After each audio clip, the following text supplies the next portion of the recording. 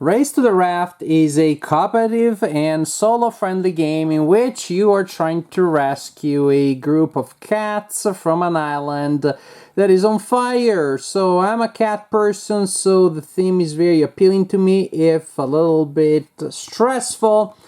And so your job is to get the cats to the island. The cats are represented by these totally adorable cat balls, wooden cats anyways, which are coded both by color and shape. And the game comes with a really considerable, significant number of scenarios, each of which you can play individually, or you can also play them as part of the campaign and then score the points for that campaign. Lots of different scenarios. So in the scenarios, you will combine terrain tiles in different ways. You have large terrain tiles, smaller terrain tiles, and they're double-sided, so again, huge replay value here. And each scenario will tell you which cats need to be rescued and where they need to go. Well, they always need to go on the raft, but you will have different cards representing different kinds of rafts, depending on which cats will go there. And I just set up a scenario, so probably after I film this segment, I'm gonna play a quick solo game. So, at the beginning of each round, each player will select a hand of 3 cards. The cards will come from these decks here, and the back of each deck indicates what kind of terrain is most prominent. This kind of card, for example, have probably a lot of green or yellow, or very likely to wear green and yellow. Purple, red, not so much. Blue, not a main thing. And this one looks like will not have any purple at all.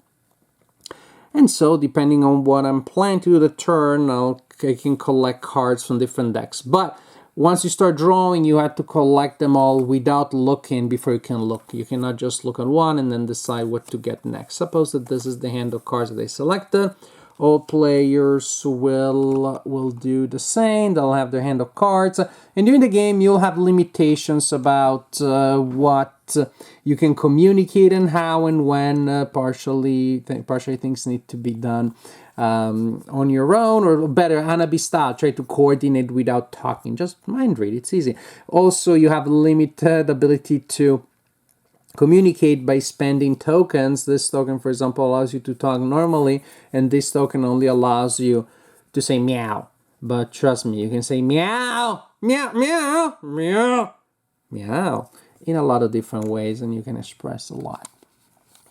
Remember, we need to bring these cats to the raft. But these cats, although their life is in danger, they're pretty finicky, almost like they're cats. They really just do what they want.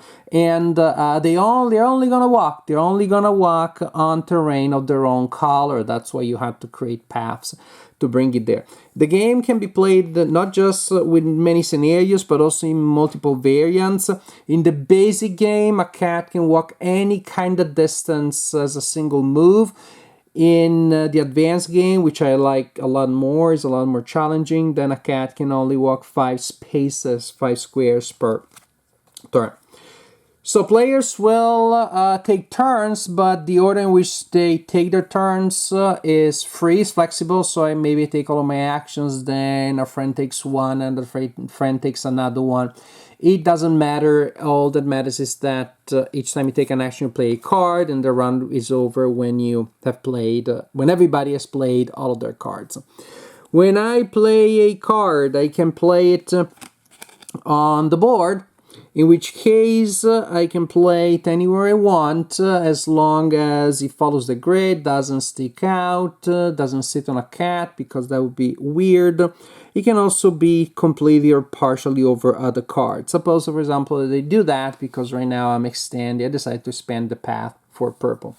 Now, every time I play a card on the board, however, the fire advances. Either is fire already there on the board during setup, and we have a bag with tiles, so very different shapes.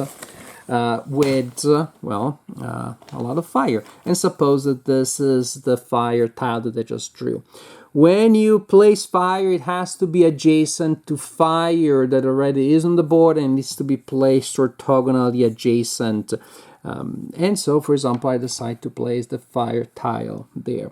And suppose the next, I have this other card in my hand and I decide to play it. And I play it like so. Because I play like so, and then I need to draw another fire tile, and maybe I decide to place it there.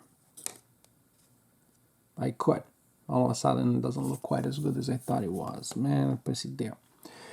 So it'd be good, right? I'm putting them all here, so I can just worry about that cat, but then, of course, I'm like, well, I don't want to get the green cat stuck, so maybe the next move that I take is that one. I can now place it there because there's fire. And so maybe I place this card here like that. And then again, fire. And maybe there is fire there, so this would be illegal placement, but I don't want to. There you go. Not the best, maybe. Like so. Still not the best, but just an example. So I can play a card on the board, extending the paths at the cost of a fire. Or I can also play a card in front of me, simply in front of me, discard the basic in my personal discard pile to move a cat. Again, cats only move on their personal color. In the basic game, this cat will be able to go all the way there. In the advanced game, 1, 2, 3, 4, 5 spaces stop. And then maybe discard another card to move this cat. 1, 2, 3, 4, 5. Now, when your personal discard pile has 4 cards in it, in the basic game, you simply need to draw an extra tile from the bag and place it on the board. In the advanced game, you will draw a card from this deck, which will generate different kind of effects. Not all bad, actually, not necessarily bad, and also will remind you that at the end you place a fire tile. So you're still going to place a fire tile, but there's going to be an extra effect there. After you do so, you discard the 4 cards for your personal discard pile, and then when you discard cards later, you start forming the next personal discard pile. This is really the idea, which is you will select a scenario, set it up, start playing cards in front of you to move the cats or on the board to create the paths, but then also adding fire. And you continue like this until either all the cats are on the raft or there's no way, there's so much fire on the island that you cannot place a new tile anymore, or there's no way for the cats to reach the raft because there's no way for you to build the necessary paths. Of course, if that happens, you lose the game. But if you put the cats on the raft, you win the game. Lots of variants, I said, a lot of different things, including this special kind of cat here. You may have noticed on some of these cards, there are these little paths here. You ignore them when it comes to the regular cats that are coded by color, but these cats here only move on those paths regardless of terrain. And so, for example, this cat, if these were on the board, this cat could move like so, but it has to move on those little paths here. So just different ways in which this kind of cat works. Again, variants, tokens. If you spend a water token, you can remove a fire from the board, but if you're playing the campaign game, then that will give you a penalty in terms of scoring. Further rules, so in some scenarios, some cats need to go there in a specific order, or some cats need to do different things. Say orange needs to get third.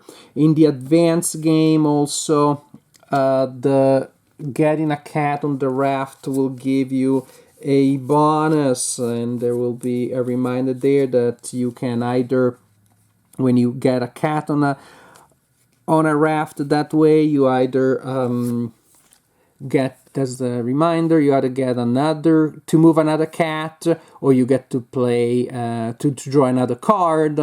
Some scenarios say that two cats need to reach the boat, the raft, in the same turn, and the only way to do it is one of them reaches it, uses that action, and draws the cat in there as the effect of the bonus action.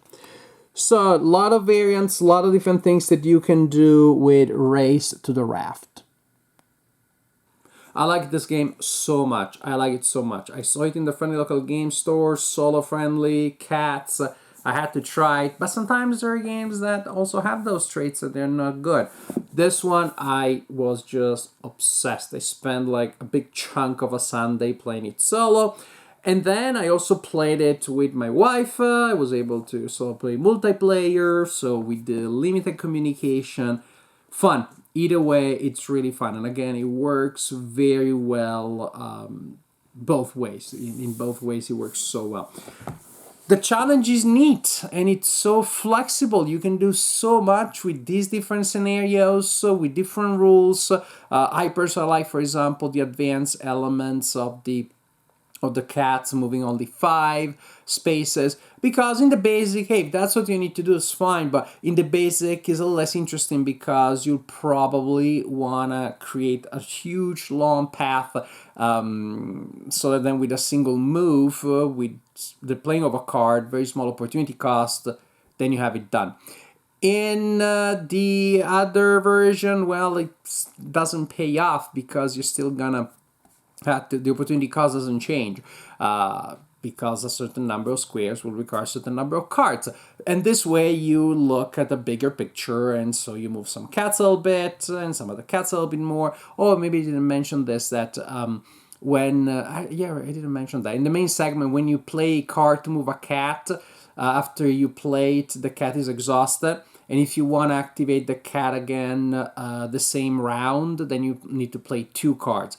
I forgot to say that because I never use that option because it's not very profitable. I guess if I'm in a situation where that's really a case of life and death, but I don't use it. But again, that's the incentive of try to move each cat once, because the best opportunity cost, they get exhausted, you move them exactly once per round if you can. No more than that. So build the path, move them once, build a little bit more path, move them again, etc., etc., etc. But around such a simple idea, you have a lot of interesting mini puzzles going on. Where do you place the tiles? The terrains with the fire, super important. And sometimes you're risking a little bit, but a lot of options there. The cards that you get, sometimes it's obvious, sometimes not so much, but then the using of the cards, the order in which you play the cards, a lot of interesting situations. I just like the challenge. It is also visually very appealing. The board, you know what, when I looked at it from the back, I almost wasn't convinced. I was afraid it was going to be too busy visually. And as I set it up the first time, also. And yet somehow the paths pop really nice. A lot of the visual texture is going to disappear under the fire, which of course also creates a visually compelling situation, a really materially very real sense of a shrinking place where your cat can go. I love it. I love gameplay. I love the variety of gameplay. I love the huge variety of the scenarios, the different challenges. I almost feel like you have multiple games in here based on the same system. So huge replay value. It sets up very quickly because you only need to place like 4 large tiles on the board, shuffle those cards, and the bag of 5 tiles is already ready. That's it, you can go. And so you can play it in under an hour, solo, even considerably less, maybe half an hour if you play solo. I love it. I love it. I played solo, I played it with my wife, and I had so much fun. So, Race to the Raft. It's a great co-op, great solo-friendly game. Super cute theme, very simple engine. You could play with children, no problem whatsoever. And yet gameplay is really fun, really compelling.